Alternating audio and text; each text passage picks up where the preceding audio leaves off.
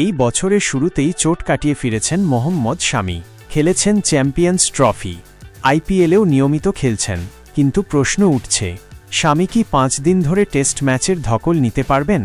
2023 সালের ওয়ার্ল্ড কাপের পর প্রায় 1 বছর মাঠের বাইরে ছিলেন শামি। তারপর ঘরোয়া ক্রিকেটে ফিরে রঞ্জি, সৈয়দ মুস্তাক আলী আর বিজয় হাজারে ট্রফি খেলেন। তখন শোনা গেছিল শামি টেস্ট খেলতে আগ্রহী নন, সাদা বলেই মন দিতে চান। তবে পরে টি-20 সিরিজ দিয়ে তিনি আন্তর্জাতিক ক্রিকেটে ফেরেন। এদিকে বিসিসিআই বলছে, শুধু আইপিএল পারফরম্যান্স দেখে শামিকে লাল বলের দলে নেওয়া উচিত নয়। কারণ আইপিএলে দিনে 4 ওভারের স্পেল হয়, কিন্তু টেস্টে দিনে 15 ওভারের ধকল সামলাতে হয়।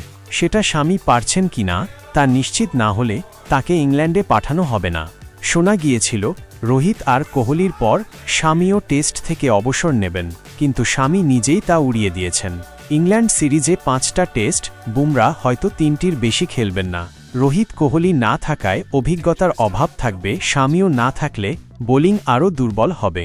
তবে এখনও সবচেয়ে বড় প্রশ্ন, শামি কি টেস্ট খেলার জন্য পুরোপুরি ফিট? কমেন্টে আপনাদের মতামত অবশ্যই জানান। Love the world, but keep the sky on your mind.